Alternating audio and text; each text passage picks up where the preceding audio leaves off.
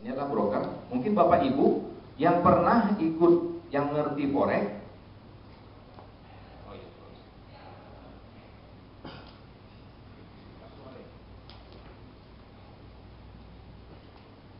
Nah, misalnya gini, kita ambil satu TF. TF ini adalah satu broker. Nah, kemudian kita ambil di sini satu broker X. Mungkin Bapak Ibu langsung nyebut, misalnya saya suka dengan FBS, gitu ya. Saya contoh misalnya FBS di sini saya ambil. Contohnya saja, gitu ya. Nah, otomatis di sini ada dua. Artinya forex itu hanya dua kemungkinan kan? Kalau nggak naik turun, itu aja ada kemungkinan kan? Nah, kalau di ETF ini kita mulai misalnya dengan angka, saya anggap di sini 10.000 US, ya. 10.000 US di sini, Bapak Ibu sudah fix dapat income ini 5% per minggu, ya. Berarti kita dapat $500 per minggu. Masalahnya ini baru dikembalikan perusahaan itu di bulan ke-7, ya kan? Baru kembali bulan ke-7. Artinya buat Bapak Ibu yang memang suka investasi, akan 7 bulan jantungnya sedikit agak nutan nih. Kenapa? Wah, jangan-jangan. Kan kira-kira gitu buat Bapak Ibu ya. Kita investasi ya, kita memang fair. Kenapa? Ini akan jangan-jangan buat kita selama 7 bulan. Kalau kembali modal ya peduli amat. Kan kira-kira gitu ya. Nah, masalahnya bagaimana narik modal ini sehingga 5% saya jalan tapi uangnya kembali. Gitu. Nah, kita pakailah trading balance. Nah, kita pakai di sini apa? TB. Trading balance. Caranya gimana? Kita pasang lagi misalnya di FBS, langsung ikut di sini 10.000 US. Nah, memang modal kita jadi 2. Nah, pertanyaan saya sekarang, forex itu hanya 2. Contohnya misalnya hari ini harga GBP 1.600. Ini GU ya, misalnya saya anggap GU. GBP USD, misalnya harga 1.600. Sekarang, kalau saya pintar, artinya bagi orang yang ngerti teknikal, mungkin mereka akan lebih gampang. Tapi yang nggak ngerti teknikal apa? Pakai doa aja Bapak Ibu, ya cukup pakai doa gitu kira-kira ya. Kenapa? Tinggal pilih mana satu naik, satu turun. Kan hanya satu kemungkinan nih, dia bakal akan naik atau bakal turun. Kan hanya ini kedua-duanya.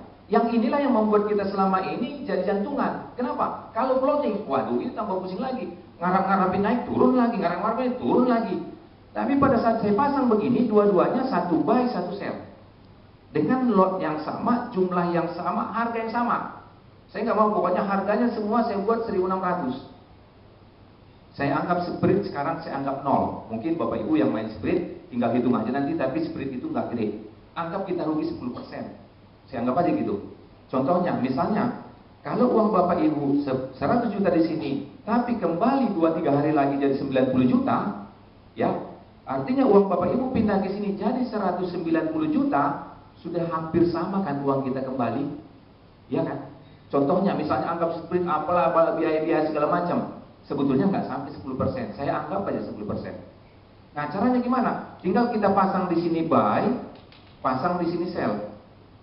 Kalau mungkin dapat sarannya Pak Winarko atau Pak Hadi yang tadi malam loss, malam hari Jumat ya, Jumat saya pulang jam 2 malam. Kebetulan saya Pak Hadi, saya pernah dikasih passwordnya, saya lihat dia udah minus 900.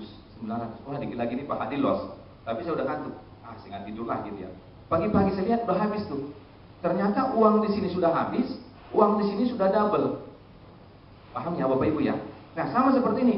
Pada saat saya pasang di sana buy, saya pasang di sini sell dengan harga yang sama, gitu ya. Harga yang sama, lot yang sama, sehingga yang terjadi apa? Ternyata malam ini turun dia jadi 1.500.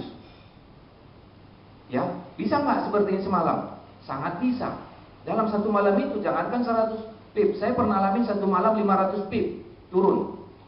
Waktu euro saya sehingga saya kerugian banyak sekali waktu itu. Saya averaging lagi, turun lagi, akhirnya uang saya habis. Gitu ya. Nah, 100 pip ini sangat gampang. Apalagi main di emas, ya. Mungkin lebih cepat lagi gitu ya. Apabila terjadi 1.000 ini sama dengan 100 pip. Di sini uang saya jadi 0. Ya, habis saldonya di sini. Otomatis kalau misalnya saya anggap spreadnya 0 misalnya ya, berarti uang saya di sini jadi 20.000 atau kurang-kurang sedikit lah kira-kira gitu ya. Ada mungkin selisih angka segala macam, selisih yang perbedaan antara nilai I sama nilai ini ya. Nah, sekarang pada saat kembali uang saya 20.000 di sini, ini sama dengan apa? Break even point kan? Saya sudah kembali modal. uang saya yang di sini sudah jadi 0, tapi uang saya sini 20.000. Setelah ini saya stop, misalnya. Setelah saya stop, uangnya stop nggak? Nggak stop, 5%-nya tetap jalan berapa? 6 bulan.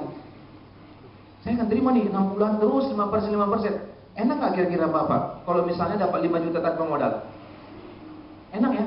Saya udah lama itu Bapak Ibu. Saya punya 7 account dengan konsep yang begini. Selama 6 bulan ke depan sebetulnya nggak usah kerjain pun saya dapat 5% setiap minggu. Kali 7, 35% saya dapat Bapak Ibu. Itu hanya dengan melakukan begini. Ini satu kali kena nih. Sekarang saya punya uang di sini 20.000, ya.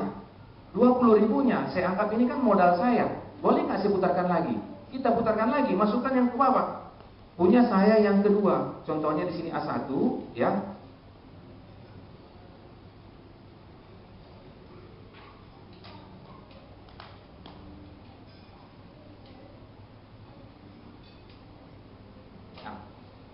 Ini akun saya yang ke-1 sudah jadi 0. Tapi tetap saya dapat 5% per minggu. Sekarang setelah kalah begini, saya punya yang kedua. Ini saya dapat berapa? 5% lagi nih per minggu. Artinya sekarang saya sudah 10% per minggu saya dapat. Nah sekarang 10% sama dengan 10 juta per minggu. Tapi modal saya nyangkut lagi di sini. Iya kan? Nyangkut lagi modal kita ada di sini. Sekarang kalau saya diamkan, bulan ke-7 baru dikembalikan. Bulan ke-7 kelamaan. Jantungan lagi saya selama 7 bulan, trading lagi. Ya kan? Kita trading lagi, usahakan kalah di sini. Usahakan. Namanya usaha boleh dong untuk kalah di sini. Kalau saya asumsikan kalah di sini, pindah lagi uang saya ke sini jadi 20.000 lagi. Balik modal belum? Udah balik modal lagi. Tapi